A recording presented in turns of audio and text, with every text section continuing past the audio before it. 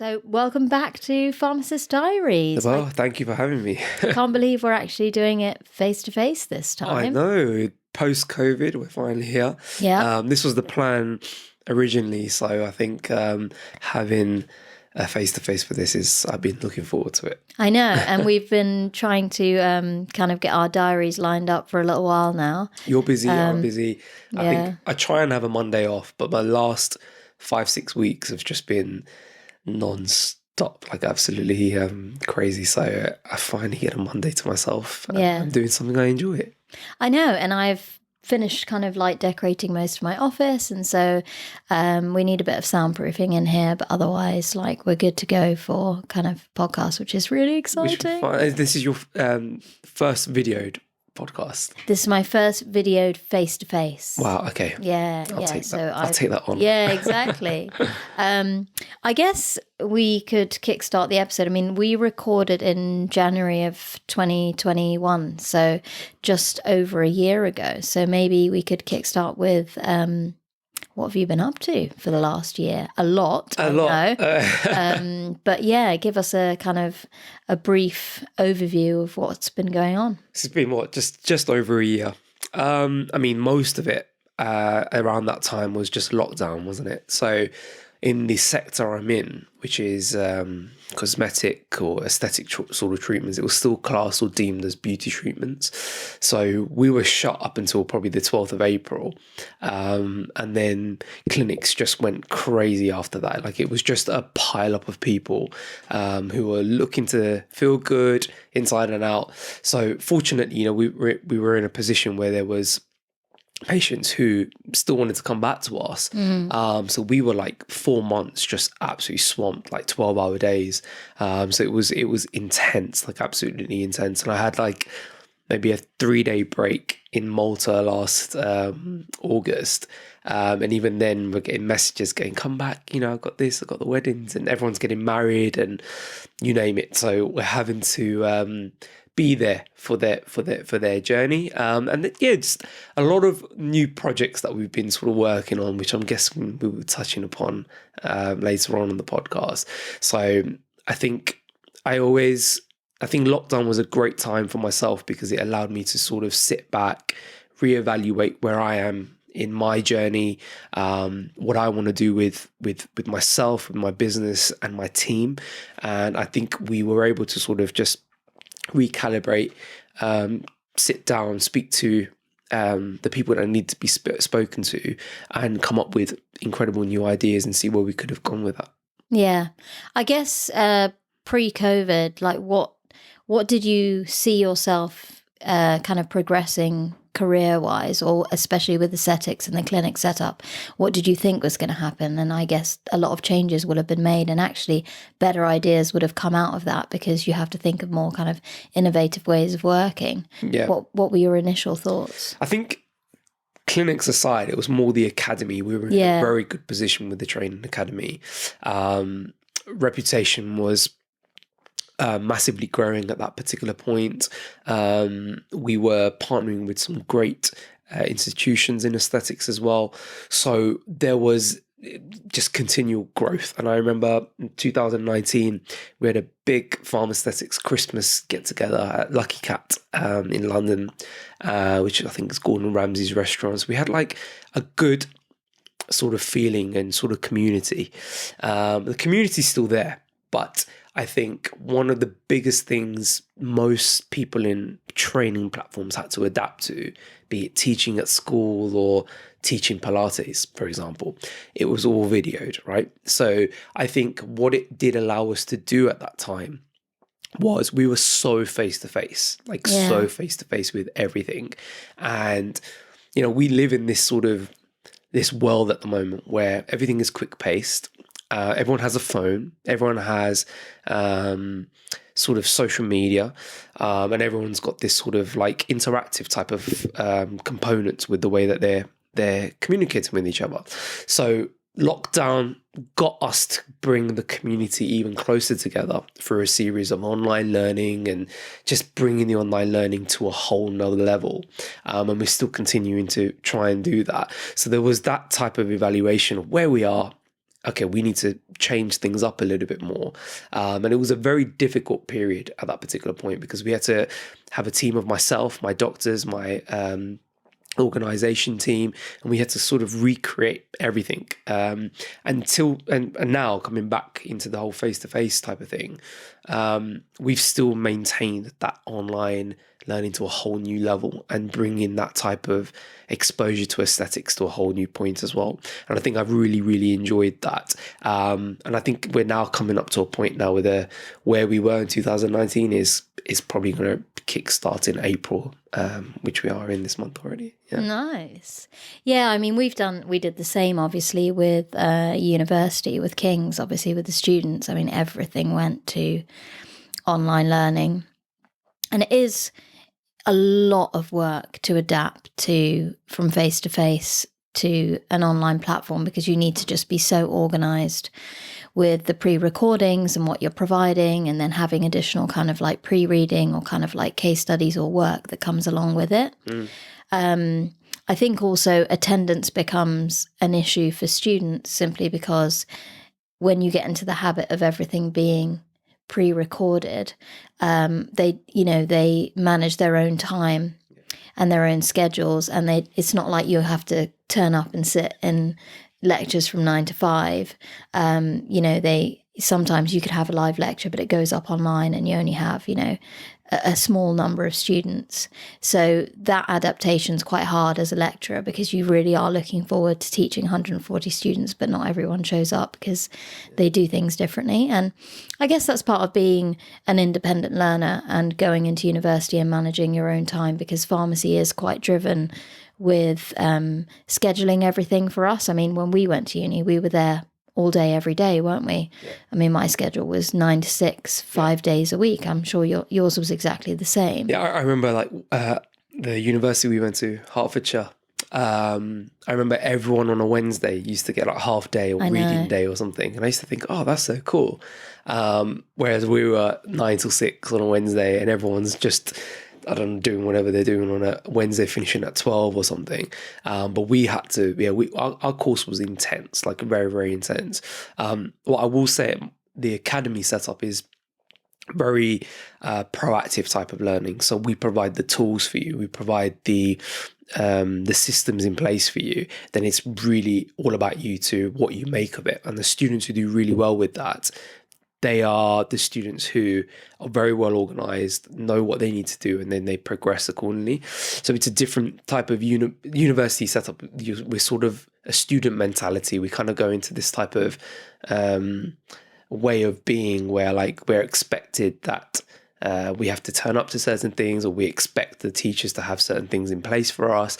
Whereas when you start becoming an adult learner, it's a different setup. And I think some of our students struggle with that very early on, because they go automatically into student mentality where they're just like, everything should be given to us. Like, what is going on? But it's about providing the tools. And if you've got the mentality and the proactivity in you to really go and make something of it, you can do wonders with the PharmAesthetics. I think there's some incredible things, and some students have done, a lot of the students have done incredible with it, with that type of mindset, I think. Yeah, I mean, self-motivation is huge, isn't it, with postgraduate teaching? Yeah.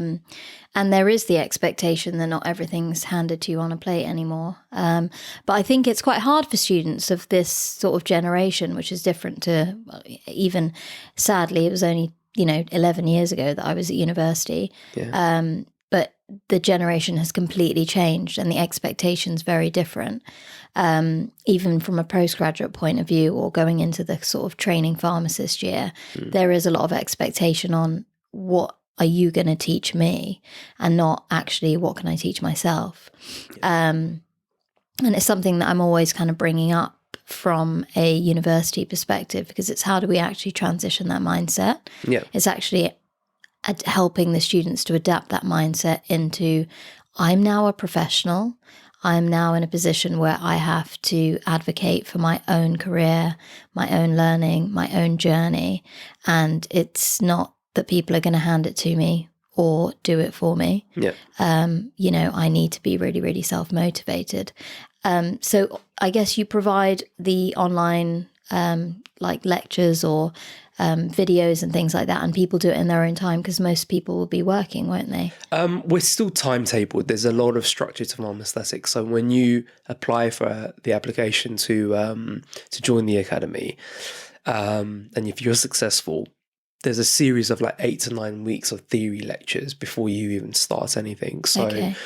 and that's all online. I mean, prior we were obviously thinking face to face. It's just not practical because we've got students in Leicester, Birmingham, Scotland. Like we've got students all around the UK.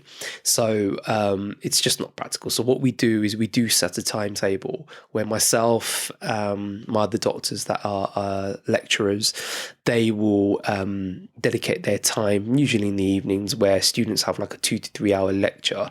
We'll go through, you know, the use of botulinum toxin, the use of dermal fillers, how, you know, where to inject, how, you know, are you injecting in the right sort of anatomical plane, and also to the point of how you run a business as well. So there's a lot of like online learning in that sense. Plus you get like our e-learning modules, which are very, very thorough, and that's something that you can sort of use in parallel to your theory lectures as well as your face-to-face. And then the practical element of it is that you have to observe somewhere between, or you have to observe 20 Botox, 20 fillers, and you have to be inject 20 Botox and 20 fillers. So overall, you've got 40 case studies that you should be going through on a face-to-face basis.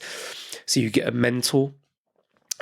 You go to their practice, you observe and you absorb a lot of the way that they work, how they consult, because it's completely different to pharmacy, right? And that's what I'm a massive advocate for. Like, it's, yes, you know, you want to come into aesthetics, but it's a whole new ball game. And I think people are aware of that, but it's a branch of medicine, you know?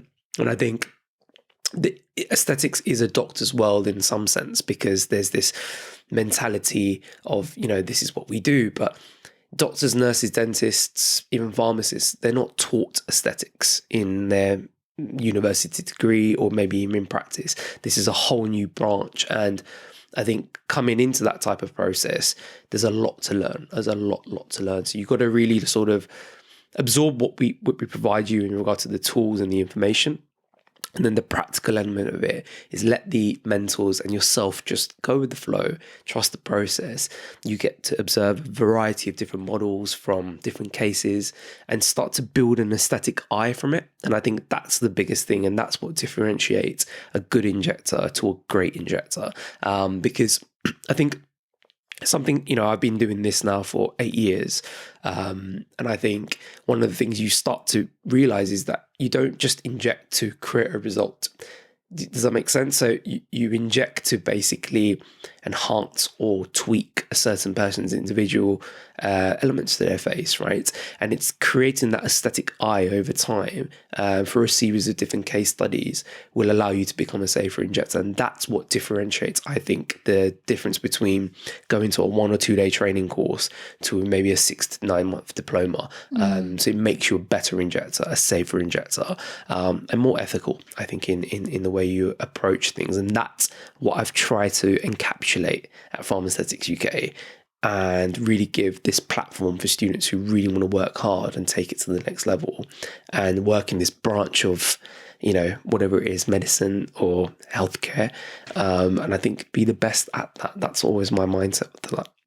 Yeah. So the course being, you know, a longer duration of time rather than just a 1 to 2 day course is so much better, obviously. And I when I think about becoming an independent prescriber, I've just gone through the course and finished it myself.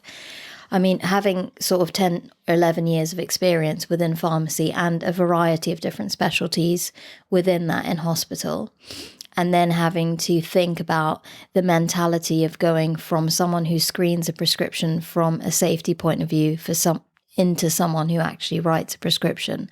You're diagnosing a patient, you're identifying a problem and actually diagnosing them, and then having to write that prescription is like a 360-degree turnaround to what a pharmacist is used to and what we are trained mentally to do in our 4 years at university.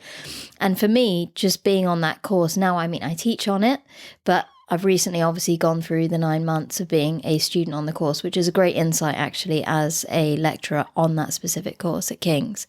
But it was quite challenging to think of the difference in mindset and having that maturity of sitting down with a family, taking a full history, understanding the issue and saying, well, actually, yes, this is what I think the problem is. Because normally in a hospital, the doctor has kind of come up with that solution.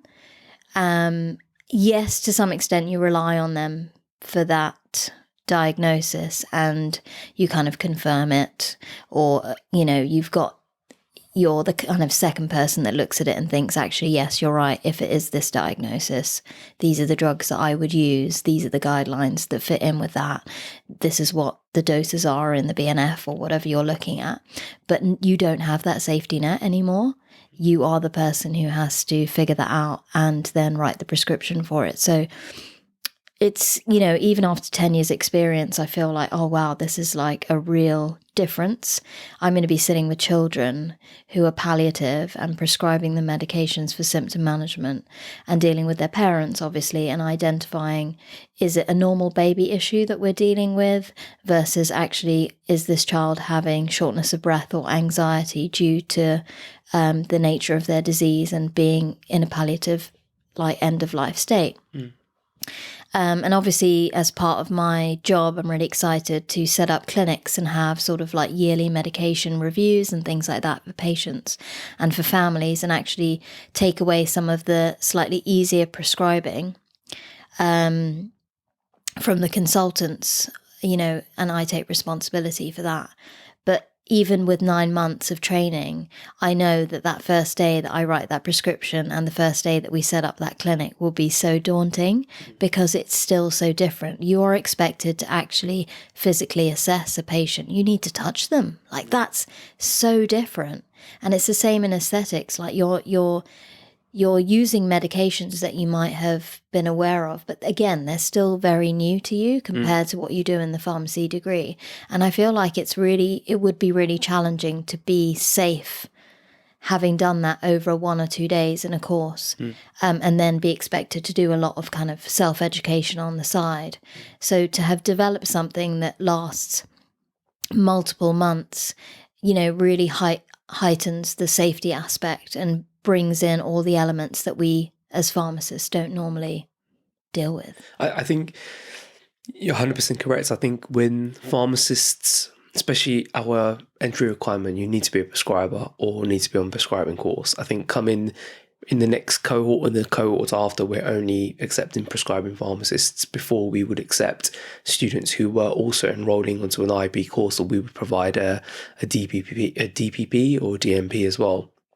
And I think it's doable for the students, but our course is very intense and the IP course is very intense. So you've got two sandwiched together and the students are just stressing out. A lot of the students have done it, but I just think you either got to be either or. And I think we're going to stop the prescribing elements of it, providing you a DPP or a DMP. I think you need to come in as a post-qualified, 3 years post-qualified pharmacist, need to be a prescriber, and just ready to go. Because I think we try to help the pharmacists to get into the aesthetic sector and specialise in that sector through the IP course. And we were partnered with Anglia Ruskin, we were doing stuff with UCL, and I think it's tough. It's very, very demanding for a student because it's a whole new ball game for them. Yeah, totally. A whole new ball game for them. And if you're then adding aesthetics to that, it can be very, very complicated. But I think our entry requirements are a lot more stricter. And I think that's only a benefit to the pharmacist. And in turn, it will become even safer for a patient because you are 100% in the position or in the power of going through a whole diagnosis process with your patient, ensuring that they're mentally stable to do this type of treatment, and having your own sort of core scientific ability to sort of differentiate what's needed and what's not. Okay. And I think toward like to the basic type of medical type of process where you've got a patient that needs to come to you. A patient needs to come to a pharmacist, needs to come to a doctor, needs to come to a dentist in primary care because they're in pain or they've got some health condition. Whereas in aesthetics, they don't need to come to you, they want to come to you. So it's how you differentiate yourself as an individual, and that comes down to your personality has to be 1 point, your results has to be second to none, and the whole experience needs to be something where a patient walks away and goes, that was amazing, and that's the art that we try and teach the student, because it's a whole new ball game, and it's not your conventional way of sort of diagnosing and prescribing. It's almost a bit of glamour, a little bit of glitz to it, also being scientific while being artistic, and bringing all three elements together and becoming a good injector. And you can't be taught that in a 1 or 2 day course. Like, no disrespect to 1 or 2 day courses, and I think there's a position for that, and I think it's for maybe more healthcare professionals who are in the aesthetics industry, who probably have some case studies behind them, and they just want to sort of tweak and refine certain elements of their practice. But to start in the aesthetics industry, especially I believe as a pharmacist, due to me understanding the mentality of a pharmacist, it just doesn't make sense. But then there are some pharmacists who are in this industry and who have gone on 1 or 2 day courses. I don't know if they've gone on to more courses, but they're doing their bit. They're doing their bit in the industry and representing pharmacists to a safe and practical level. So you can't, it has to suit you, and that's not. Nothing's right or wrong. It just needs to be safe for the patient at the end of it. That's all it is. Yeah, totally. And when going back to the kind of discussion we had earlier, that you've got everything online and you've got students all over the country. So in terms of them doing their case studies and shadowing other professionals, do they come down to London for that, or they can do it in their sort of local areas? Primarily it is London. Okay. But we do have some of our medical aesthetic doctors who have been practicing 20 odd years, one's in Southampton, one's in Liverpool, one's in Birmingham, one's in Manchester, and then you've got like a little team like that's working. So primarily we are scattered, but London is the hub for it. We've got a good setup for that in London. I think the type of patient mentality that we sort of deal with in practice in London, in our London practices, I think they're more in line with what the pharmacist needs, in my opinion. And I think the experience is slightly different. I think you come and it's a whole experience when you come down to London in itself, especially if you're up north or down south. And I think it just adds to the gravitas to the way that we're practicing. Like, some of our training is in Harley Street, for example, which is the prestigious Harley Street that everyone goes on about and talks about. But it is an experience. You're paying for a course that it's not cheap, it's not a cheap course. And people always ask, why is this course so expensive? And it's because the industry is a very expensive industry, and we can't just go and set up a $2,000 course. It's just not feasible. There's a whole element to everything that we need to do, but it's worth the investment into yourself. And it allows you to just build this experience, learn from the experience, and really, really grow in that type of practice. And it's fun. I think it's really, really fun. And London is fun. It's a really fun time when we're teaching, and I think all of our students really, really enjoy that, I think. Yeah, and life is returning to semi-normal again. Yeah. So it must be really fun to see the students face to face and really interact. Love it. Yeah, I love it. Like, you teach as well, so you get that buzz. I know. But I genuinely, like, when I'm there, there's been times when I've lectured at or spoken at UCL, for example, and you look up in the lecture hall and there's like, loads of students sitting there, and you just get this buzz that you're just giving something back. And as cheesy as that sounds, I genuinely love teaching. Like, I think it's actually made me probably a better injector, because I have to go and create the lesson plans, and I have to create, the information and knowledge that comes behind it, and know everything else behind it. So I love probably that for myself. But giving that back to students in small doses, and sort of seeing them grow, it's so attractive, so attractive, and I love every minute of it. So online, I loved it as well. I think I can't.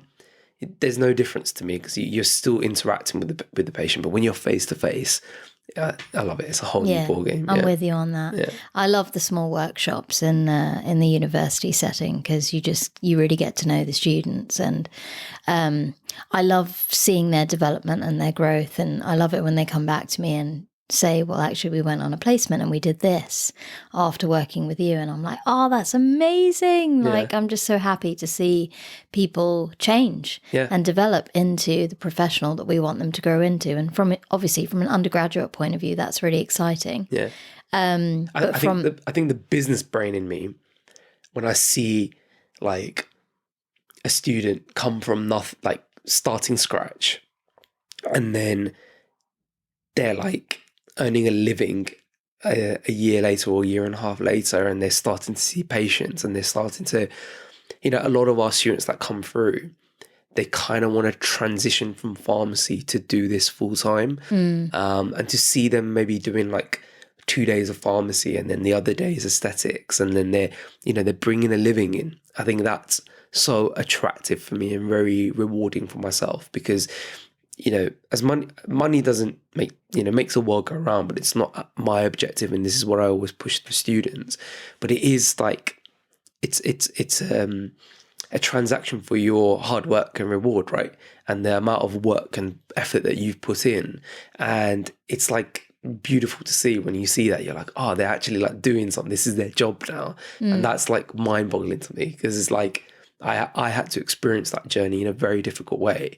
I didn't have all these tools, and I didn't have someone like myself or my team like pushing them and making them grow and making them safe. I had to just kind of do it. I just was just like, where do I go and look? Or like, what research paper I don't even know what I need to question to go and even look on Google to question and find that research paper. But, having all the tools and the information in one place, like it, and then they're going and doing their thing, it's very, very nice. Yeah. Yeah, it's a lot of structure that you didn't have. So I had no structure. Like I was very lucky when I started in 2014 that I was able to find a mentor at the time. And there was no mentors. There was no, to find a mentor was just, it's a very competitive industry. It's very like, I think, did it just turn off?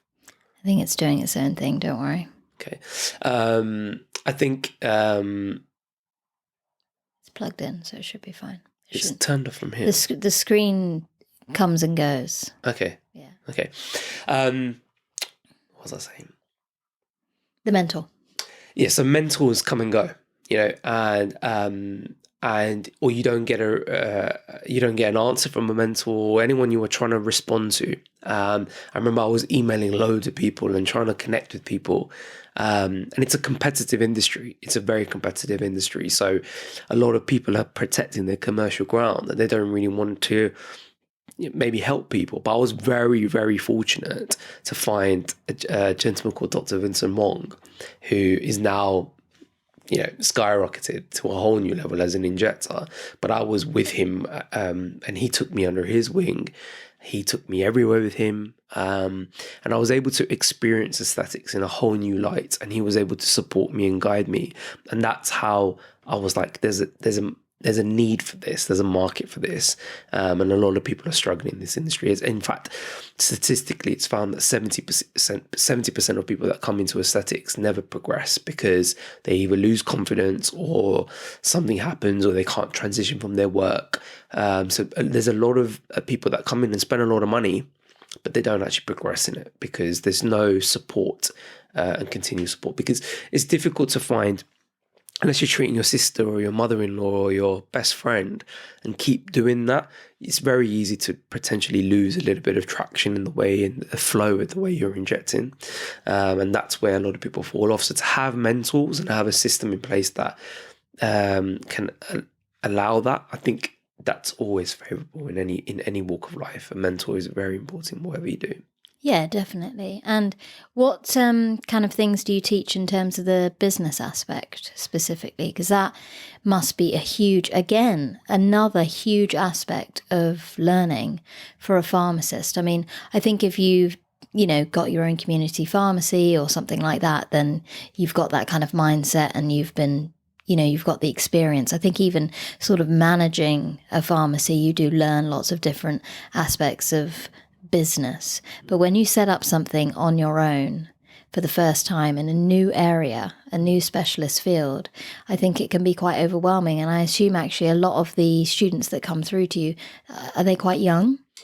No, I wouldn't say. I think minimum age, 3 years post-qualified, so there must be 27, Yeah. 28 minimum. But still 3 years post-qualified is still relatively new Relatively new in terms of a career and a Correct, yeah. profession, right? I do think the students we've had come through, compared to, I'd say, doctors and maybe nurses, for example, and that's not all of them, I will say, but I think pharmacists are slightly more business-minded when they come Do into you? 100%. Oh, interesting. 100%. I think when you're dealing with a doctor who's coming in the industry, they are very focused on the medical and the diagnosing and the consultation, and probably lack a business knack to them, to how they grow a business.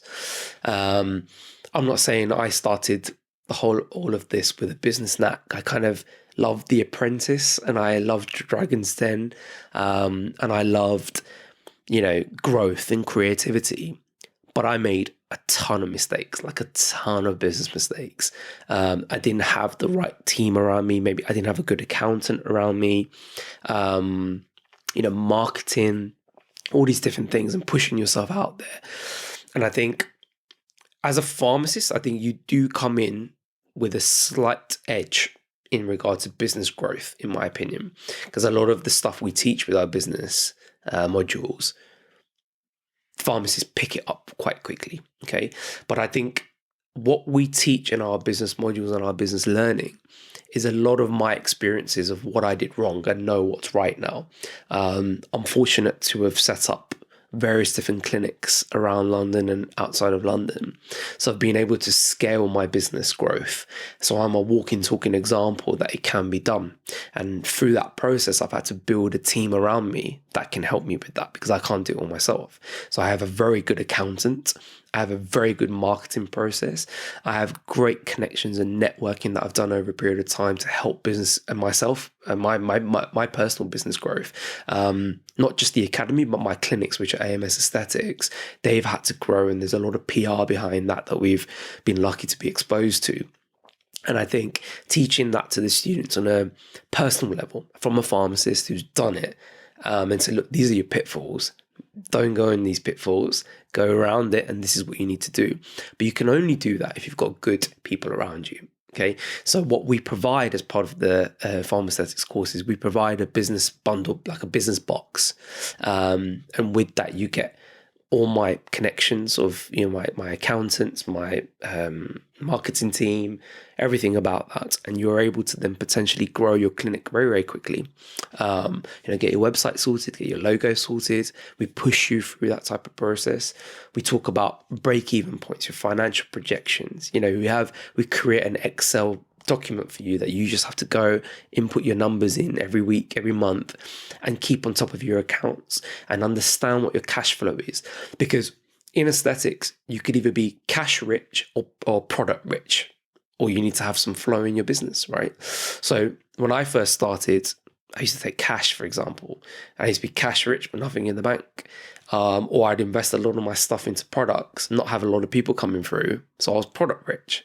But it's all these little learnings of understanding the third rules and understanding this points and your growth, your turnovers and your net loss and profits and all these different things allows you to grow as a businessman. And I think pharmacists do have an edge to that, in my opinion, because they've been exposed to it a little bit more.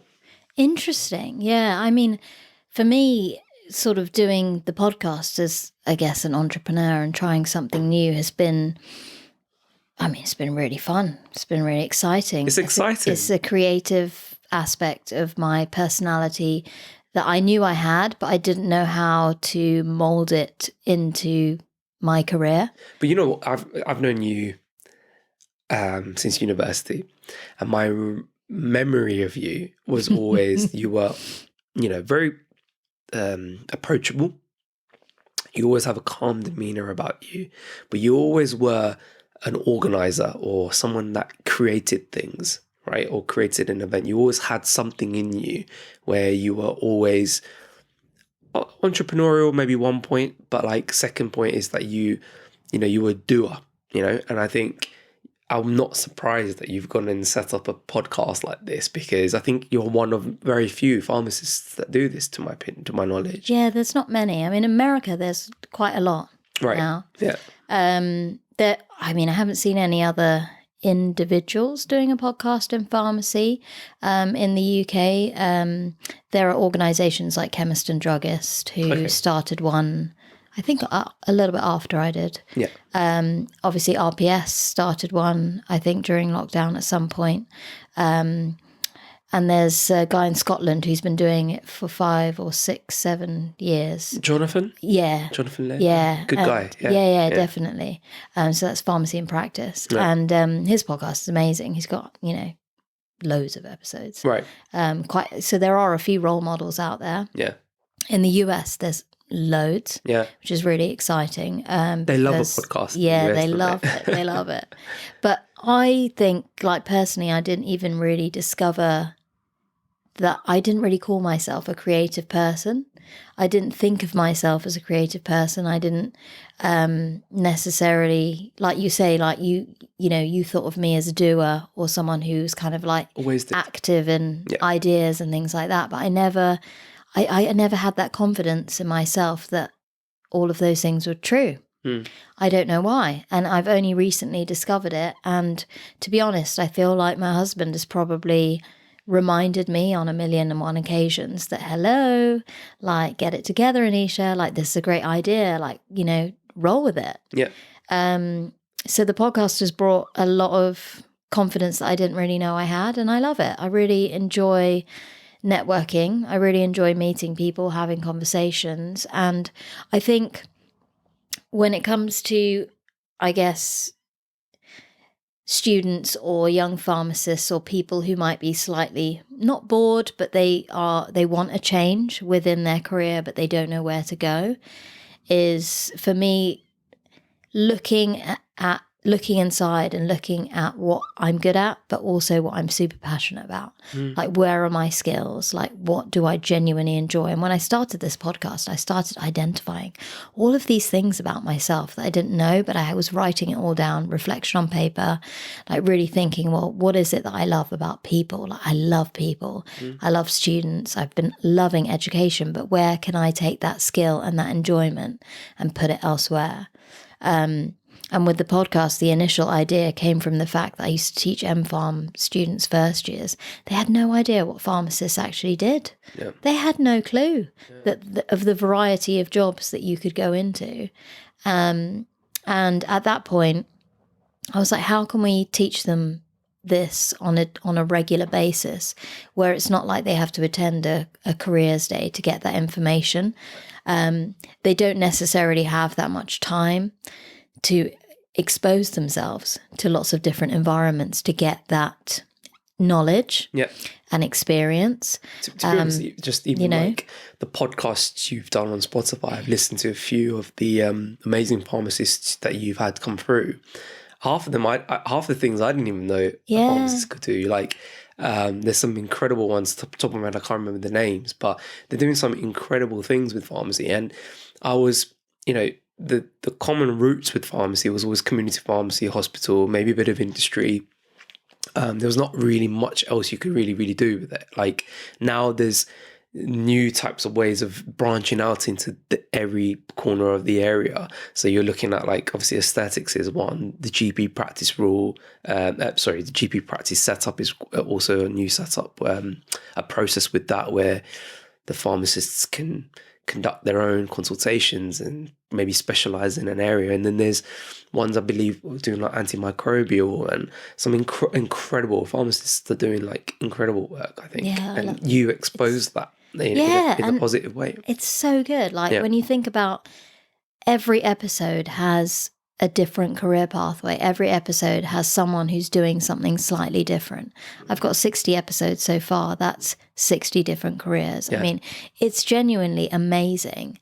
This career does have a lot to offer you, and it's finding your passions within this pathway. Yeah. And as a student, I always say this, even on the IP course, is like, even students who come to visit us on placement, I'm like, you need to search for what it is that you genuinely love. Yeah. What aspects of this job do you genuinely love? And then find other elements of different jobs that will help to enhance that. Yeah.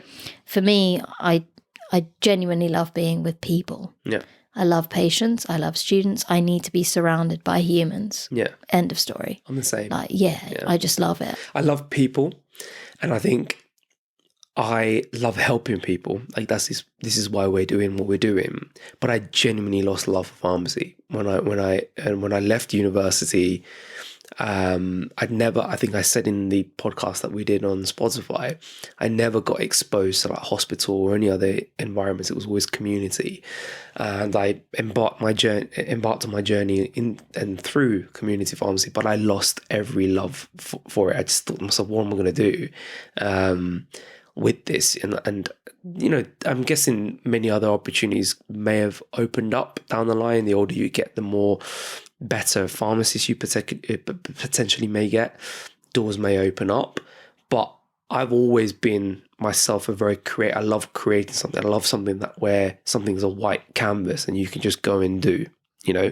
And I think that was attractive to me. And I think I never knew aesthetics existed. You know, I never knew that this world existed, and I especially didn't think it would exist for a pharmacist. You know, and I think when I joined the industry, I was one of maybe a handful of pharmacists. There were maybe 3 or 4 pharmacists doing it at the time, to my knowledge, and it was like exciting for me. It was like, whoa, like I'm in Harley Street and I'm watching Dr. Wong injecting this patient, and I could be doing this one day, you know. And I think it was marinating, like as cheesy as it sounds, I love science. I've always loved science, and I've always been some sort of creative, artistic type of way of dealing with things. And then bringing those two together, like, was just so mind-blowing for me. And then on top of that, you're sprinkling like growing a business and being a business owner, or like, you know, when I was in community, I was thinking, okay, you know, I was very grateful to work at Boots. You know, I think that was a great stepping stone for what they made me. It just wasn't for me. And then went into an independent pharmacy, became a manager there in Romford. Again, wasn't for me.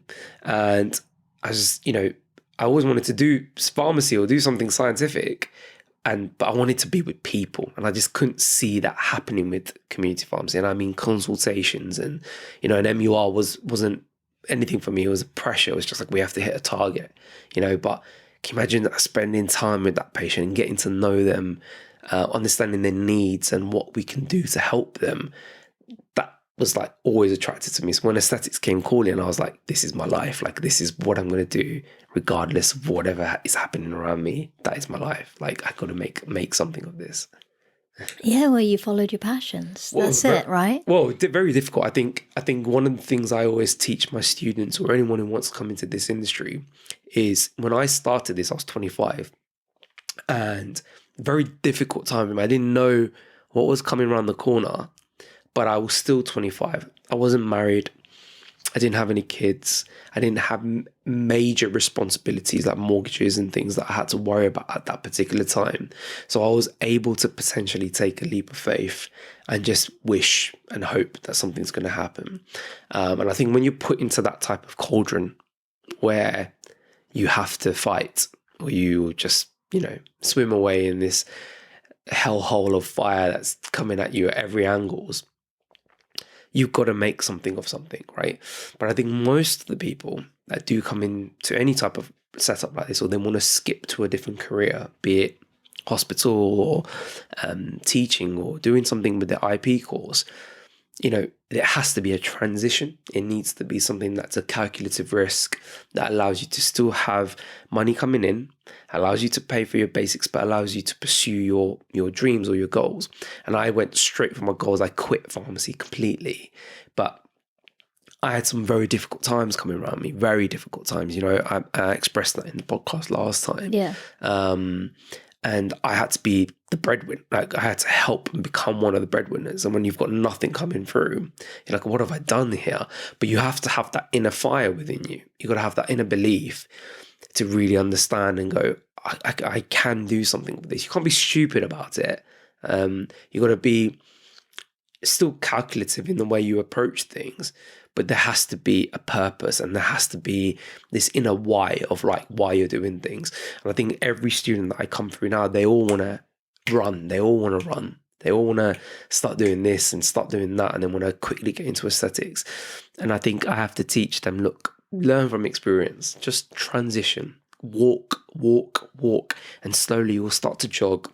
And then slowly you'll be running, and then slowly you'll be sprinting, and you'll be doing your thing, But it's a process. It's an absolute process. You can love something. You can absolutely love something and love what you want to do, but you've got to be very smart in the way you do it. And that's the biggest advice I'll give for anyone. It's hard though. It's so hard. It's really hard because, life gets in the way, COVID gets in the way. You've got someone who needs to earn money and earn a living off another job until they can take those baby steps towards something different. 100%. You've got people with families, with children. There's a million and one things kind of coming at you. And it's a really steep learning curve.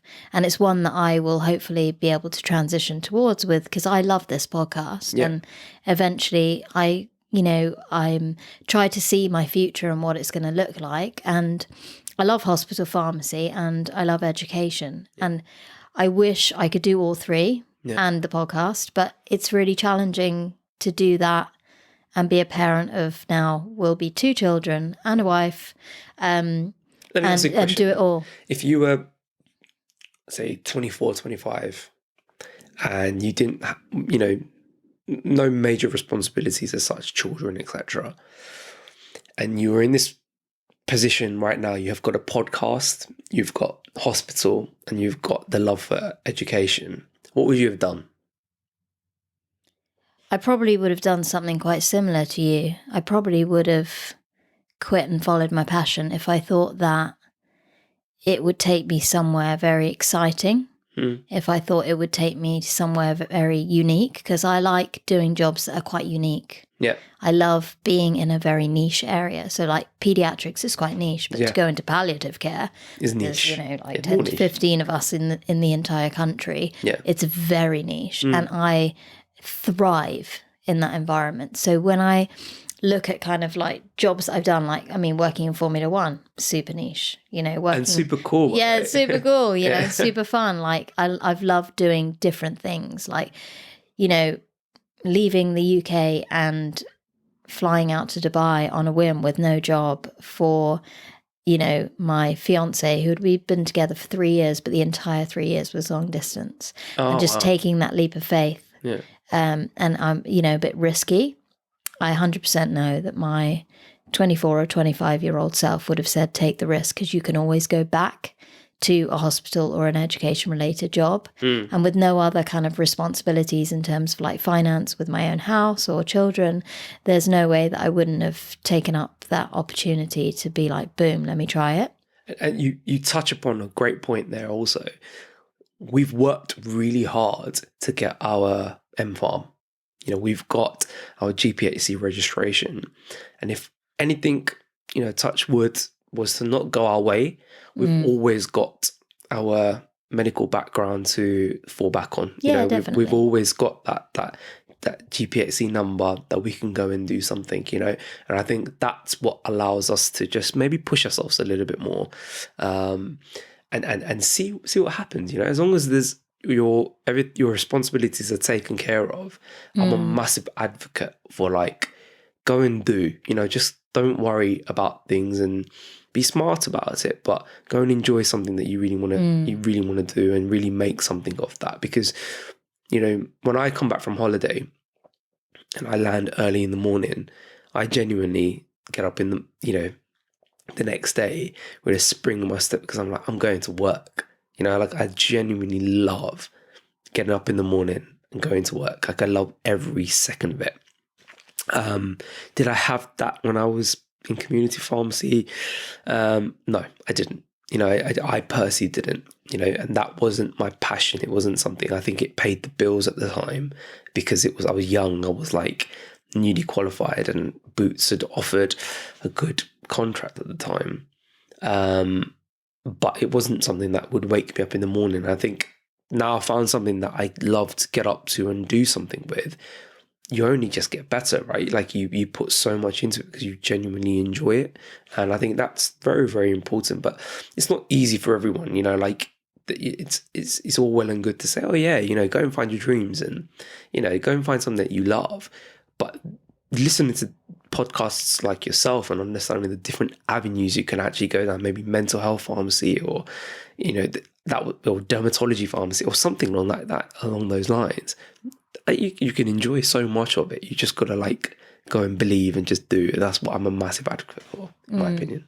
Believing in yourself is, for me, has been like 100% a challenge, and it's come very late. Okay. Like, it's taken me a long time to actually believe that I can do certain things, which might be quite surprising for people to, like, even for you. You've seen me at university, and maybe you thought that I was quite confident, and, I was courageous in terms of, like, what I wanted to do, or I seemed like I knew what I wanted to do. And at that time I wanted to go into hospital, and I was quite adamant that this is the pathway to go down. But there were still a lot of things in my mind which I was confused about as to where I wanted to go career-wise. And it's been a journey. Like, it's been 10 years of loads of different jobs, which is really exciting. I've really enjoyed basically discovering who I want to become. And even though it's taken this sort of 10 years, I'm starting to really understand, like, where my values are. And it's taken a lot of reflection and real, like, deep thinking as to what it is that I really genuinely want to achieve. And it's been tough. It's been a lot of ups and downs. I've enjoyed every job, but from a different aspect, and I've realized how much I love project management. Like, I never thought, like, did you ever think that you would love education? Like, did you ever think when you were an MPharm undergraduate that actually education is what I want to pursue and I want to teach people? Did you? I didn't even think I wanted to do that when I was in aesthetics. Like, it was like, it just wasn't in my to-do list. It just landed on my lap. Like, I didn't go out to pursue PharmAesthetics UK. It literally landed on my lap, and someone said to me at the time, like, if you're not going to do it, someone else will. So you better do it and make it the best that you can. And then all these doors just started opening up. I started meeting different people, and they were like, "Oh, that's a good idea. Maybe you could do this, you can do that." I never thought I wanted to go into education. I maybe, touched upon it when I was younger. I was like, I'd love to be a teacher one day. Like, maybe come back to Hertfordshire and teach and do something and be one of the specialists. I remember there used to be this Mr. Soda that used to come to university and stuff, and he used to just do little workshops and stuff. And I was like, I'd love to be that educated to go and teach something. So there was maybe something in me. But I never thought that where I was right now, and having a branch of what I do as a form of education and teaching, and almost building this institution or a postgraduate diploma, like, never in my life did I ever think that. But it's definitely allowed me to meet some incredible people along the way, on a business point of view and an educational point of view. I've been able to sort of, maybe, I'd say, open doors. I'm proud to kind of say that we've been able to work alongside some very credible institutions in the aesthetics industry, and start to open this avenue where pharmacists are a little bit more appreciated in aesthetics. And I think initially there was this shadow, like, oh, we don't want other healthcare professionals, I only want doctors or nurses and stuff to do this. But I think we were able to break down walls and sort of be a spokesperson for whatever it was, and not something I wanted. It wasn't like, oh, I'm going to go out my way and I'm going to fight for every pharmacist. That definitely wasn't my passion. I just kind of wanted to just set up my clinics and just do that. But it definitely allowed me to open doors and allowed me to sort of like be this spokesperson to potentially work with other doctors and say, look, actually, we're cool. Our mindset and everything, we're a perfect fit for the industry. And I think whatever movement I've done, whatever movement other pharmacists in the industry are doing at the moment, they're definitely, talking the talk and walking the walk. They're doing some incredible things. And I think that's only improving the appearance of a pharmacist in the industry. And I think, on the educational point of view, I'm in a position now where we are now starting to bring back our students to become teachers and to start to educate people. And it's this type of mentoring process where you've grown them and they are now going to pass on their educational information to the next cohort, So you're building an institute of pharmacists that are, now becoming teachers now and starting to educate and doing so much more with their pharmacy degree that they potentially could not have done, in the conventional type of pharmacy setup, in my opinion. Yeah. It's it is amazing how your mindset has obviously grown over the years, and you've believed in yourself. I've had to have good people around me to make me believe. Like the days when I'm really down, entrepreneurial life or whatever, you see those graphs and you can listen to as many quotes on Instagram to say you believe in yourself, you got this, but you got to genuinely not only have something within you, but those days when the clouds are grey and it's raining and things are being thrown at you left, right, centre, financially, people around you, your team, and things are not working out the way you want it to work, or there's a problem, you've got to have someone there in your ear just going, you're a champ. Like you're a champ, you've got this. Like it's light work for you. It's absolutely light work. And to fight through that type of, roller coaster of emotions, because it is an absolute roller coaster of emotions, I think I never had a CEO mindset. I never did. I had an employee mindset. That was always my way of working. So even when I set up AMS Aesthetics, even when I set up PharmAesthetics UK, I was just doing everything. I was an employee of my work. I wasn't a CEO of my work. And I think I had to have my business partner, my my team, my colleagues, all to, even really close friends of mine, like really close friends, to be like, no, you got this, mate. Like you can do this. This is what you need to do. And then slowly, you start to believe in yourself and you start to go, I'm a young guy. I can do this. I can do whatever I want to do.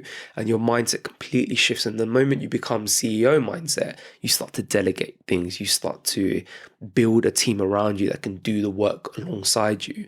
And I think the way I type of work, I work very, very hard, but I'm a lot more smarter in the way I work. And I lead with example. And I'd like to think my team around me work with me on this, because I'm working equally, but we're just separated and put everything into each compartment of where people need to work, and that's what makes things flow, and those little things. And if you've got good people around you, you can do some really good things, but you've got to have something else, that fire within you to really wake up in the morning and go, I'm going to do this, and then everything else is a bonus. That's the way you've got to be in an entrepreneurial life. And when you find that balance, you can do amazing things, amazing things. Such as also becoming an author. I know.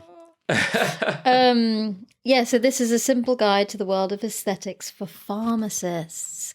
What kind of when did this come out again? It was summer of 2021. We did a relaunch of the book in 2021. Oh, it's a relaunch. Okay, it was a relaunch. We had a book that had come out in 2017. And that at the time was Vincent Wong, who was my mentor. He just pushed me. He goes, go and write a book. And I'm like, no, I can't write a book. And every day I'd go home, just write 500 words, 500 words. But the book is about my experience in aesthetics and how I've gone and grown a series of clinics through a process of, internal marketing, external marketing, understanding client relationship, and the research I've had to do to become, I'm not saying I'm a great businessman or anything like that, but to become a better businessman. And I think that book is like a great stepping stone or a good tool guide for people just starting out to go, this is the mistakes you don't want to take, and this is what you need to do to sort of put things into play. So every day I would come home, write 500 words. What's my experience this month? Okay, I did this. Okay, I shouldn't have done that. Okay, I went in and did this and I shouldn't have put my money into that, or whatever it would be. And then we went through a series of editing, so many editing processes. I had my friend who, Sachin Patel, big shout out to him, who you might remember from uni. He came and he helped me edit the book, and we went through a series of days upon days upon days, and then it went to publishers, and then it did its thing. And then we sort of relaunched it with a whole new extra bit of wording and whole new cover and stuff in 2021. So we had it was nice. And I never used to celebrate my wins. I used to just kind of do and go on.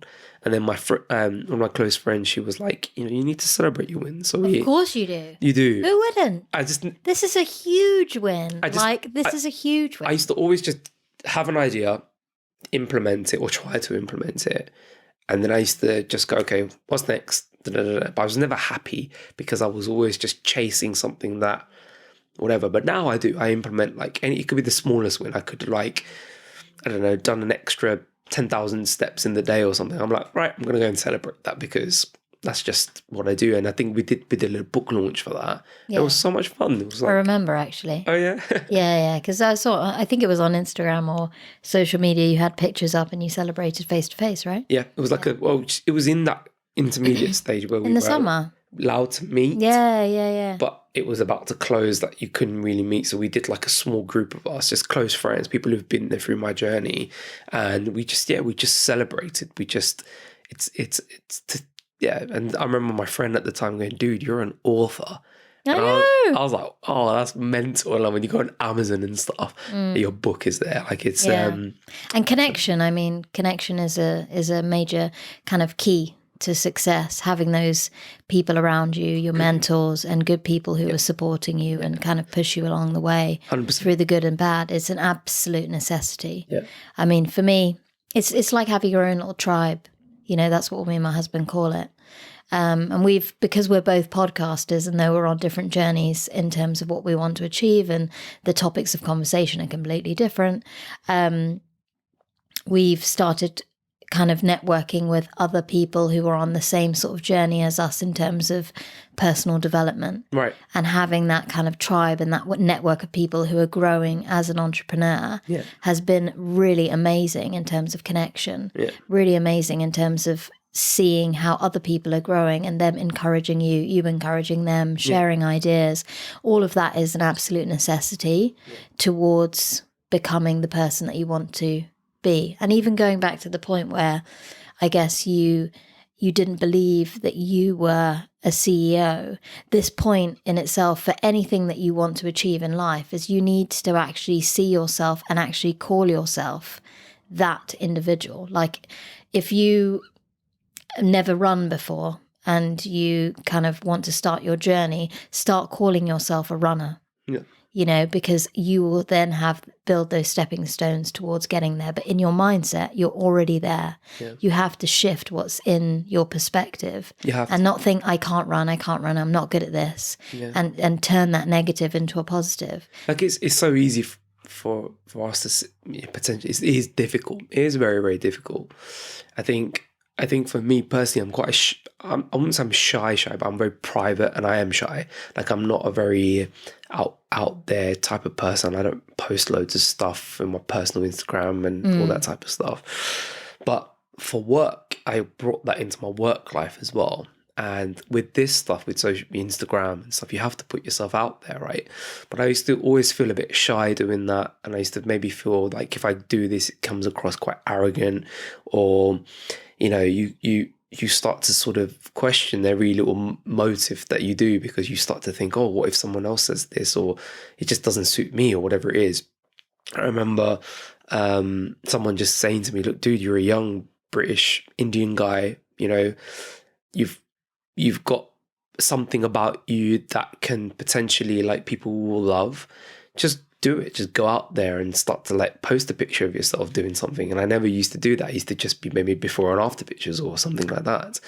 But I think it's yeah, and I think having those little nuggets in my head constantly, I now can comfortably say, Anisha, I'm a CEO, right? Without feeling arrogant or feeling cocky, because that's not what I am. Like, I'm far from that, but it is who I am. That is my mindset at the moment, that this is my mentality. I've grown something, and it's something to be proud of, you know, like, Agreed. and it could be the smallest thing. It could be like the running situation. You know, I'd never run before, like, and I'd started running by, yeah, you got to kind of say, I'm a runner now. I am a runner. You know, I do running. Like, I've You're also a writer. I'm an author. Yeah, you're an author. I mean, that is not something that we learn in pharmacy. No. You know, and kind of going back to, you know, even the MPharm, and even escaping the world of, I guess, the standard norms of what pharmacists are doing. Like, there is a lot of habit that's formed when you're doing 4 years of university with pharmacy. Yeah. You are trained day in, day out to think about the patient. You are trained day in, day out to think about your actions on patient care. Everything's very clinical. You're understanding all of these medications, the pharmacology, the side effects, the interactions, the formulations. Everything revolves around that person that you are treating. Yeah. And your mindset then becomes, I am, like you say, I'm an employee, because you end up working for an organization that provides services to those humans. So you spend 4 to 5 years, even in your training year, you're most likely in a very patient-facing environment, whether it's community or hospital. Majority of people, unless you go into a sort of full-time industry and you're very scientific, and then you're not very patient-facing, you don't get the experience in all the other aspects. So it kind of clouds your judgment, and you do kind of get brainwashed. And I think MPharm has to change. I know now that GP practice pharmacists are becoming like a huge thing. And obviously, it is now kind of the MPharm program will integrate having that career in mind, because it's become so large. But there are very niche, small markets of jobs where we don't even talk about those things on the MPharm course, and we have to, as professionals, change the mindset of students and make them more aware of what's actually happening for the future. Yeah. Because you need people to be business oriented. You need to develop leadership skills. You need people to grow confidence in believing and following their passions, and not just going down the normal pathway, because not every student will want to go down those standard pathways either. And we need to encourage, well, what if you're good at writing, like medical writing, or going to work for the BNF, or, you know, working for the pharmaceutical press, or looking at monographs, and you're really good with detail and kind of attention to detail, and you can see the way things are worded on a monograph may not then be very safe for a practitioner to then implement into practice. How will a nurse read that? How will a pharmacist read that and then implement that into, you know, on a patient? Like if you're administering an IV. Yeah. So some people will be really good at that, but we don't advertise that as like a skill of something that you can do and then transition that into a job, because we go down the I think kind of norms. MPharm at the time, like, it was, I remember we did everything and anything. You know, we had lectures on aseptic labs, and I get what they were trying to do, because they want, it's, you know, I can imagine it being a very difficult course to create, because there are so many different avenues a pharmacist can go into, and they're trying to expose you to these things while being, you know, a lot of emphasis on the educational element of things. But a lot of it was pointless in respect. I think now probably MPharm is way better than what we did it 10 years ago. And from what I understand or what I believe, but it was still, you know, there were some things that I did that I would never do I don't want to do, and I think, but I also understand the difficulty of it, and I understand like how they try to expose you to every little bit, and see what you're good at.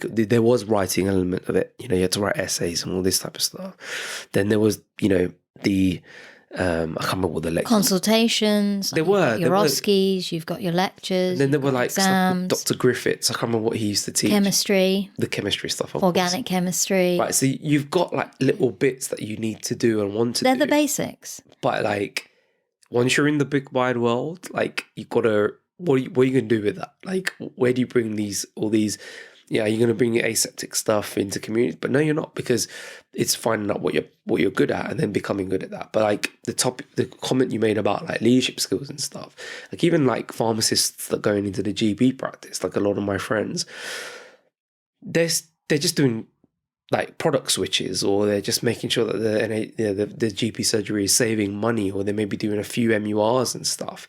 But I'm like, take the ball by its horn and say, look, I'm going to go and prescribe in an area where you are lacking in support. So it could be, I don't know, a niche or whatever, in something in your practice. Let me run that clinic. Let me see those patients for you. Let me, prescribe for those patients and work with that. But then you're always fighting against these GP mentality going, I don't want a pharmacist doing, there's always something, but you got to have something within you to be like, nah, I got this. Like, I've got this, like, I'm good. Like, I'll invest in my own postgraduate to go into 2 years in cardiovascular or something and specialize in all the, atrial fibrillation patients that come through, and I'll look after them and I'll prescribe them and we'll create like a thing. And you've got to have that type of push in you to go, I want to do that, because that doctor may not want you to do it, but the next GP that you work with in the practice will be like, I'm all for that, I'm supporting you for that, because you just got to knock down doors. And it's not wrong to knock down doors, because one of those doors are going to be like a good door to open, I think. And that's the way you've got to always be with this. And I don't think they probably encourage that as much on MPharm degrees and stuff. It's all about the science. Because it's not necessarily skill. Yeah. Like these are life skills. These are actual real life skills, like being assertive. Where do we really learn how to be assertive on an undergraduate degree, where you can go into a consultation or a meeting with 10 GPs and convince them that actually, here are the stats, we're spending this much money on dermatology products, and this is the number of patients that we see per year with these issues, psoriasis, acne, blah, blah, blah. We do not have a clinic set up for these patients, and I think this is a niche market. We need pharmacists to become independent prescribers and start running these clinics. Where do we build that mindset? You're making me put a budget towards you, Anisha. You sold that to me. But this is the kind of mindset that we also need to integrate into the younger generation, to have that confidence to go into a meeting and actually be like, boom, this is what I've discovered, this is what the stats are telling me, and this is what I think we can achieve with it. For me, like that kind of it's not necessarily assertive for me, but if I kind of visualize something, or if I have an idea, it's quite easy for me to just speak up because I'm quite opinionated. I love a chat. I also like to debate with my colleagues and, potentially my managers. Hey, have you actually thought about this? Like, have we ever considered this in our hospital? And it worked with formulary. I managed the Evelina formulary, which used to be a little book, the Guys and St. Thomas's orange pediatric book, which everyone kind of lived by. It's then turned into an app or a website. But keeping it updated, we haven't had a team of like a formulary team like most hospitals do to just run the ped side. The adults have their own team. Peds didn't really have a specific group of individuals working on that. So when I started the job last year, we didn't, pharmacists would kind of share out the workload, and it was just like when things needed to be done, we would just get it done. But we were never proactive because we didn't have the resource to be proactive. Actually, these 50 monographs hasn't been touched for 2 years. We need to focus on these. These MHRA alerts have come out on these pediatric drugs. That drug needs focus. We don't have, supply of this because of Brexit. And now these liquids have been discontinued, these need updating. And I went through like over 3 years worth of emails. I went through Excel sheets where things were listed of jobs that needed to be done. And then I was like, what is going on here? We're all over the place and we need to integrate this all onto kind of one platform. And it was the kind of trial of a project management app, which generally in the NHS, they're not really using, and they definitely aren't using it in pharmacy, because we don't have that kind of like project management mindset in pharmacy. It's just not the way we're kind of like trained as a group, as a professionals. Like, it's just, you know, it's really odd because I feel like I'm in a strange position where these kind of things just come to me as ideas. And I convinced my manager, being like, look, we need to put this all on one platform and not have 1,000,001 emails, because emails are like a huge thing in the NHS, as well as Excel sheets listing out things. Like, let's integrate lots of things onto one project management app. And we put it all on the app. We've had it for a year, and now we've actually fought for the budget for the premium version, which gives us loads of additional features. We've got an extra 2 kind of pharmacists working on formulary. Things are getting integrated, so we're not using Word documents for forms anymore. Like, it's all getting integrated via, like, you could send someone a link, they fill out the electronic form, and it automatically creates a task on the project management app, and it delegates it to someone. Oh, this is a neurology drug, give it to so-and-so in the team. And the system is built where I've built that from the background, like with no previous knowledge. It's kind of like trial and error and thinking, where can we be more efficient? Where can we cut time? Where can we have like less admin? And actually just going out and doing it and convincing someone to do it because you think it's going to have a positive impact on your colleagues, on your patients, on the kind of process that we have. Yeah. So, you know, I discovered a lot about project management through my Formula One job, and I was like, boom, this is for me. Like, I love this. Like, I cannot believe that I've fallen into a job where I've been able to use all these skills and be a leader and kind of develop services. And that's me. I love service development. And it's the same with the MPharm or like the IP course. It's like, where can we take it? What can we push forward with the podcast? It's mine on the side. It's a passion project. But actually, how can we integrate this into an undergraduate course? How can we kind of step away from the one careers day a year for every student to fit into the, it literally is once box, a year. once a year. And step into, I have to think about the professional that I want to be every day.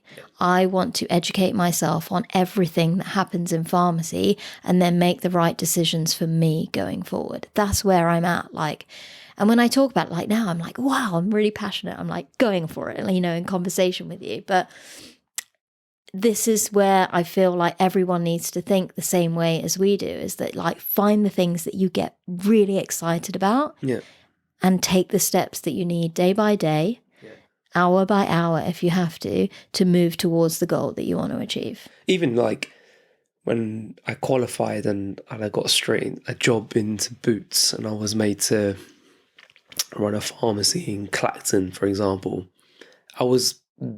everyone was relying on me for all the decisions, and I'm like, what is going on? And you're having to like project manage and sort out staff, and you've got to do it. I think it is very difficult for a university setup. I think it has to be something within yourself that you've got to kind of do. And obviously universities and educational platforms will aid in helping you become an individual. Like, you as a person that you are, a person that I am, and some of the students we've come across through Hertfordshire University, the ones who have done well have always been someone that has that type of personality or mentality, right? So it's what you take from the scenarios and situations that are provided to you will then potentially make you a better person. So like when we did courses with like MP3 and MP2, or I think it was, MPPE 1, 2, 3, and 4, we had to do like group sessions, and we had to like have a project leader and work as a team and delegate and do all these different things. Like, one of my friends, he was very good at that, and even till this day, he's got that personality that he's brought into the real world, and he's taken that forward. So I think same with what PharmAesthetics do, I guess. The universities provide you with the tools and they provide you with a setup and an environment, but you've got to have that personality and something within you to really push yourself to go forward. And I think then you've got that, then you've got to like not have that mentality where you've got to run before you walk. You've got to make sure everything is done, you know, strategically and you know, on a life lesson as well as a practical type of way of approach with things. And then I think, yeah, then the additional stuff just comes from life experience. Like you only make yourself better from being in that situation. Like you got to know that you were a great project manager in the F1 or you loved what you did because you were put in that situation and you were made to either sink or swim, and you swam, right? You made something of that, but that's your personality. Someone else probably would have been like, oh my God, I can't do this, and maybe worried more. They're not that type of person. So I think life lesson plays a big part. Like you've got to make so many mistakes before you become better. You can't just become very good straight away in anything you do. And that, like, same with myself. Like I felt I was good at some stuff, or I had the personality to do stuff. I was so rubbish at doing it because I just didn't know what to do, or just didn't, like, you know, I just wasn't the right person for it. And then I think like a few years ago, I applied for this thing with this guy called Ketan, who is a business investor and he mentors people and all this type of stuff. And I was fortunate to like win it or be part of the winners, and it would have been an investment into the company. And I said, nah, you know, I don't want money from you because I don't know what to do with that money. I flipped it around to him and said, look, take a percentage of my company, teach me what I need to do. You know, teach me how to fish. I don't want the fish. Teach me how to fish. And you know, I learned a lot with him being by my side, like on a practical level, negotiations, contracts, the law element of things, what I need to do when you're approaching these type of business formats, what suits us, what benefits you, not them in a sitting. And that's all life lessons that I've had to learn. You know, I don't think I can't see negotiation skills and, you know, law, you know, I don't know, contracts and stuff to be taught in MPharm, for example, but it's definitely something that is going to happen in your life, and you're going to either like learn from it or make a mistake and become even better. And that's the way I think you can only grow in certain setups. Yeah, 100%. There are some things I think that MPharm can do in terms of change, because I think we haven't evolved as quickly as we need to. Yeah. I mean, 10 years ago, I feel like the course that I did is pretty much quite similar to what is still going on today. Right. The students have 100% changed. Yeah. The mindset of the people coming through has 100% changed. The life experience that those students have is very different to possibly our generation. Yeah. We do have a lot of students who don't necessarily have like jobs or work experience, and they're solely students. So they don't get that kind of life experience on the side. Yeah. And now getting your trainee pharmacist job is basically similar to medical school, where you're kind of categorized in the country through a testing process. All of your life experience and job experience where you might have worked is completely removed from that. So it's not taken into account. It's literally the test that you take. Wow. So that doesn't necessarily motivate a student to then go out and get a job, because it's not going to then enhance their CV at the point of getting a trainee pharmacist job. Yeah. And I don't necessarily agree with the format, but it makes life easier to categorize 3,000 odd, you know, fourth year pharmacy students into a list and put them into into placements. Yeah. I get that. Yeah. It's efficiency, but it doesn't necessarily put people into the right jobs due to individual skill. Because when you've done work experience for 4 summers in a specific hospital and you apply for that pre-reg year or that trainee year, you know that student, and you as the employer are picking the person that comes to work for you as that pre-reg. Yeah. But now, because it's all done kind of as this new system, you have no idea who's coming to you. And even the student who's been with you for 4 years running, if they don't do that great on that maths quiz or the, you know, tests that they need to get done through Oriel, they don't get a place. Yeah, and I think that's quite frustrating from the student's perspective. And we have to think about their perspective now and try and turn things around, because life has completely changed, and what we're providing in terms of what the career's got to offer. And because there are so many options, we need to then help those students to understand who they are. So I feel like from that perspective, we need to make small adjustments to evolve the course to try and help people to understand who they are and who they want to be. Of course, you can't bring in all of the kind of like business elements and leaderships and learning about contracts, because that might not even relate to what you want to do in the future, and it doesn't relate to every student. No, but teaching in general, like, what my assistant at the moment, she's 21, right? She manages my meetings and my diaries and everything along those lines. And I was having a conversation with her, and I was like, oh, I remember reading this book called Of Mice and Men in school, like for GCSEs. She was like, oh, I read that for GCSEs. Like, and I qualified in 2005. You know, I finished when I was 2005, 16 years old. And the curriculum in schools even has just not changed. Like, they're still reading Inspector Calls and Of Mice and Men and trying to decipher poems from AQA modules of like, what does this poem mean and what does this mean? And like, nothing's changed. Like, the whole system from where we're a kid to like university is just, you know, the whole school system just needs to change in some way. Like, it's just, I don't know what that thing is. You're expected to fit into a category. So much. Like, you know, you're expected to go into a box and do what is expected of that box. Year 9, right? I remember I didn't do good in my SATs, my year 9 SATs. But I was a good student. I was always getting good grades. But when it came to exams, I always failed, right? And I remember, like, in year 9 SATs, if you didn't do well, so you didn't get an A or a B, you were categorized to be put into a cohort of people where the max you could get for GCSEs was C or a B. Like, you couldn't get an A in there. And I was put in those groups, but luckily the teachers that I was with, they were like, no, he's good. He's a good student. He does get good grades. We're going to put him in the higher classes.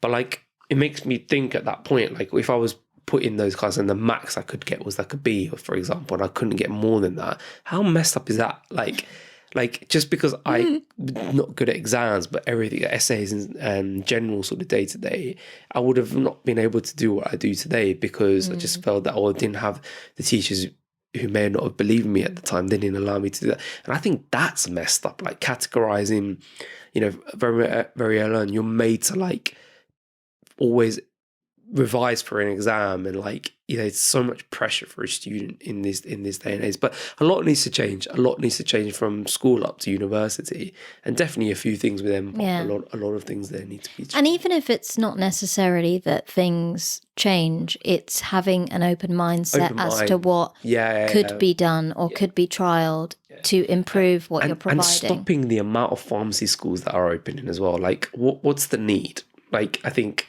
the last one I heard that was open was Plymouth, I think it was.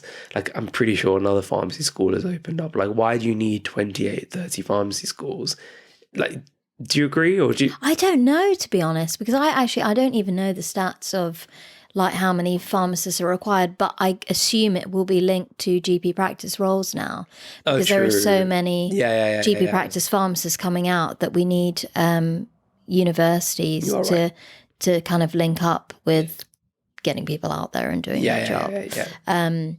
But I've never looked at the stats in terms of how many pharmacists are required.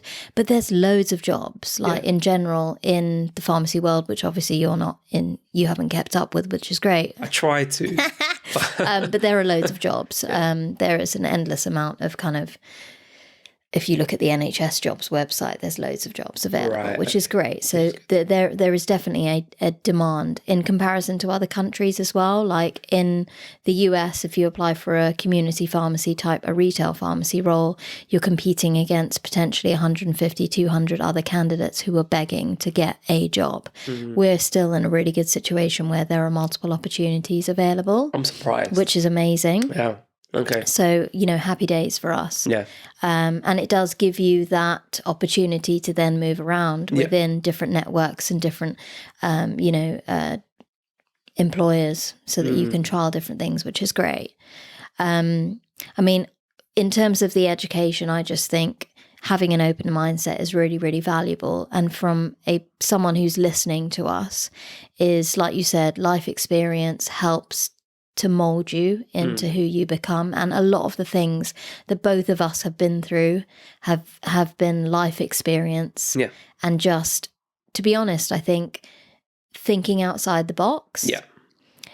Looking at where there might be a gap in the market and kind of thinking, oh yeah, that there is a limited amount of information or pharmacists in this area. Again, finding your own personal niche and stepping out of your comfort zone and going into that is really valuable. Well, when PharmAesthetics UK, or the idea of training a sector of pharmacists, no one had done that in at the time in aesthetics.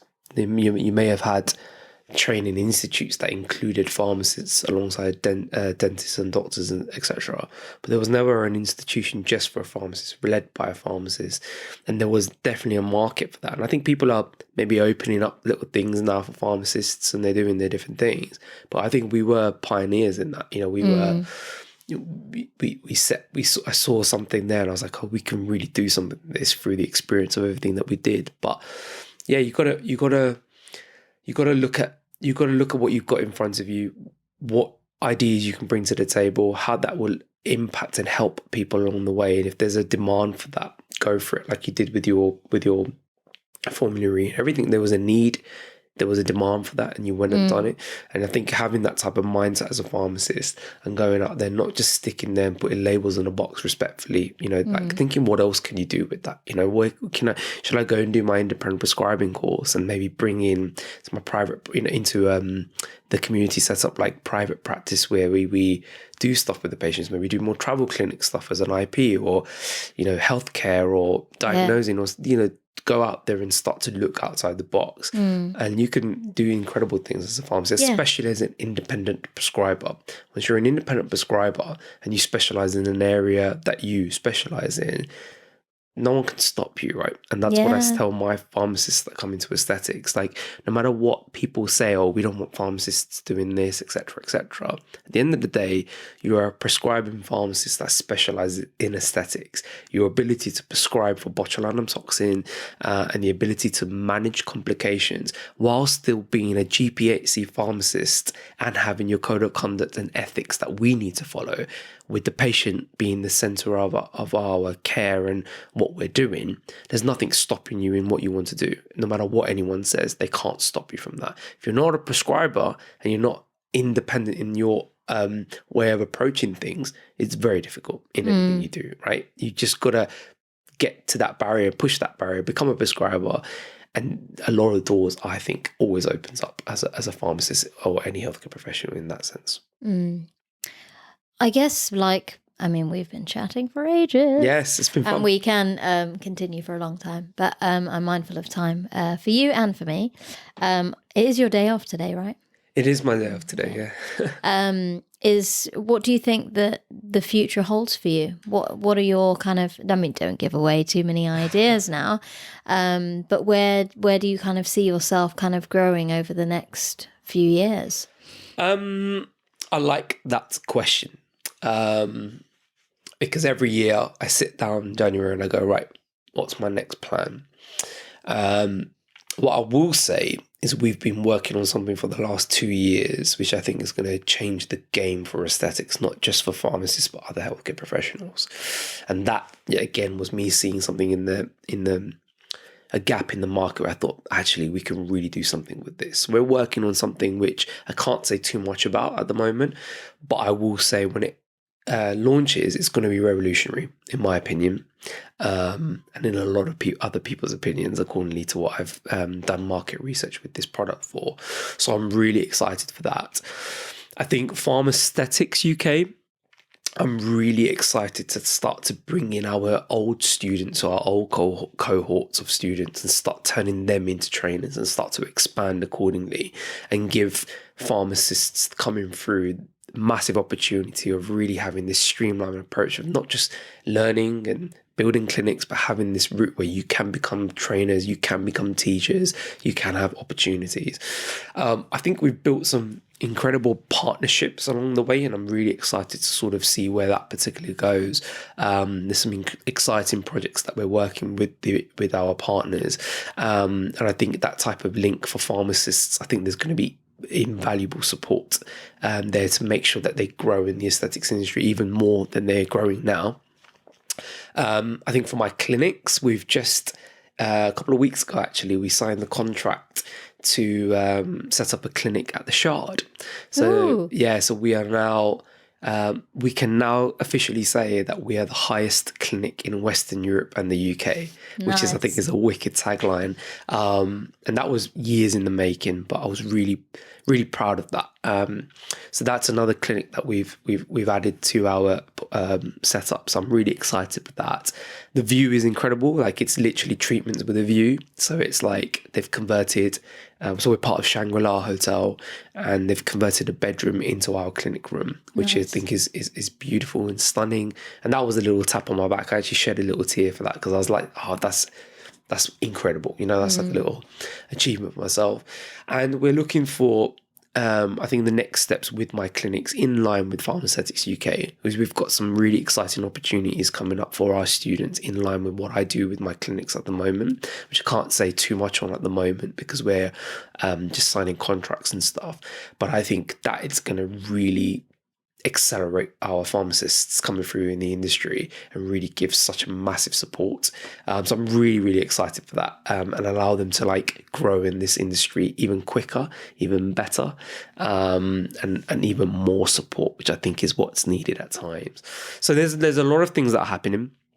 I think personally, I'm looking to just develop and become an even better person, you know. Just looking to just become sharper, smarter, and just, you know, more accepting to what's coming my way, and be a better provider to my team and my students, and help as many people as I can. That's what I'm really looking forward to. Oh, that's loads. But that's really exciting though, because there's just such variety as well in what you do. Yeah. You've got your hand in lots of different areas, which is really exciting. It's really fun. Every element has. Go on. To add to that, we are also launching AMS Signature and Facial Aesthetics Business Blueprint, which I forgot about.